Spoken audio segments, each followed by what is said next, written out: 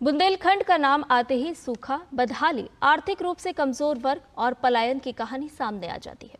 लेकिन ऐसा नहीं है कि यहाँ विकास की योजनाओं की घोषणा नहीं हुई हो, प्रयास नहीं हुए हों, लेकिन हालात नहीं बदले। ये अलग बात है कि हाल ही के वर्षों में राष्ट्रीय आजीविका मिशन और स्थानीय महिलाओं की तरफ से किए गए प्रयासों से बुंदेलखंड दुग्ध क्रांति और स्वावलंबन की तरफ आगे बढ़ रहा है। देखते हैं झांसी से हमारे संवाददाता धीरज कुमार की इस खास रिपोर्ट में।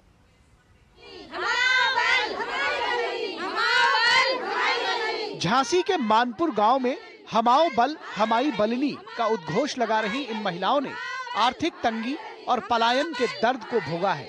वर्षों से अपनी मुफलिसी की पीड़ा को छिपाए इन महिलाओं को राष्ट्रीय और राज्य आजीविका मिशन का संबल मिला। मिशन से साल 2019 में बलिनी मिल्क प्रोड्यूसर कंपनी की स्थापना हुई। बलिनी ने आधी आबादी के सपने को बुनकर ऐसी आधारशिला रखी कि सूखे बुंदेलखंड में दुग्ध क्रांति आ गई। आंकड़े हैं कि बुंदेलखंड के 7 जिलों की 71,000 परिवार की महिलाएं इसके साथ जुड़ी हैं। सच में बुंदेलखंड दुग्ध क्रांति में इतिहास रचने जा रहा है। बुंदेलखंड की अगर हम बात करें तो लगभग 1150 के ग्रामों में लगभग 71,000 महिलाएं दुग्ध उत्पादन कर रही हैं। इससे हम लोगों के झांसी जनपद में लगभग 2,500 महिलाएं जो हैं लखपति दीदी जो माननीय प्रधानमंत्री जी का लक्ष्य है उससे भी जुड़ी। बलिनी ने चमत्कार के लिए महिलाओं के दर्द को अपनी पीड़ा माना। सेल्फ हेल्प ग्रुप के माध्यम से महिलाओं को संगठित किया। दुग्ध उत्पादन से थोड़े से पैसे महिलाओं के खाते में क्या आए, बुंदेलखंड के 1050 गांव बलिनी से जुड़ गए।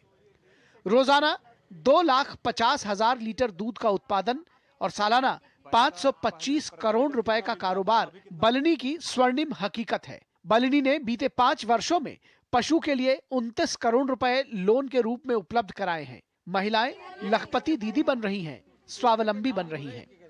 50% जो तबका है महिलाओं का, जब तक ये इकोनॉमिक एक्टिविटी में इन्वॉल्व नहीं होगा तब तक जो ग्रोथ हम एक्सपेक्ट करते हैं, जिस विजन से हमारे माननीय प्रधानमंत्री जी, माननीय योगी जी कहते हैं कि एक विकसित भारत की बात करते हैं, वो तब तक पूरा नहीं हो पाएगा जब तक हम इस 50% चंक को हम अपने साथ लेके नहीं चलेंगे। तो 71,000 घर इस बलिनी के माध्यम से जुड़ के आर्थिक और सामाजिक रूप से सशक्त हुआ है।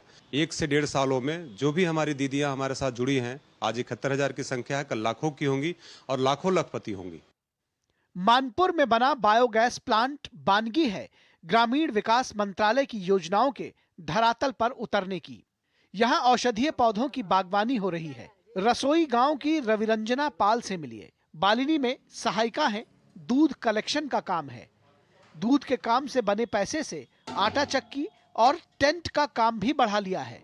रविरंजना का नाम उन 6,500 महिलाओं में शुमार है जो लखपति दीदी बनी है।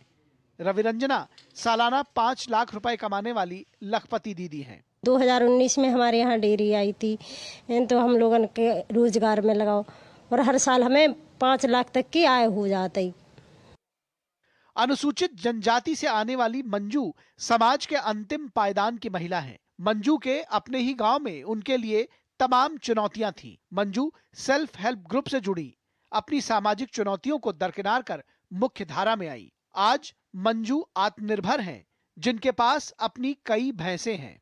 बलिनी कंपनी से जुड़ा, हमें उसके सदस्य बनाए, जिसके द्वारा हमारा दूध बलिनी कंपनी में जाने लगा और 3/13/23 को हमें वहाँ से हमारे खाते में पैसा आने लगा। तो जब हमें पैसा मिला तो हमें बहुत खुशी हुई।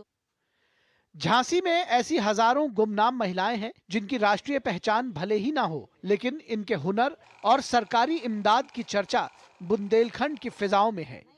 महिलाएं 1 लीटर दूध का 82 रुपए तक पा रही हैं। आत्मनिर्भर बन गई हैं। आर्थिक स्वावलंबन की एक नई इबारत लिख रही हैं।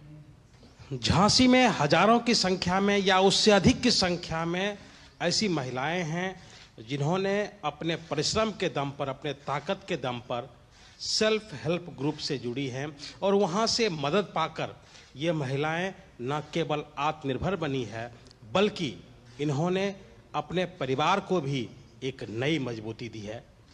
कैमरामैन संदीप कुमार के साथ धीरज कुमार, DD न्यूज, झांसी।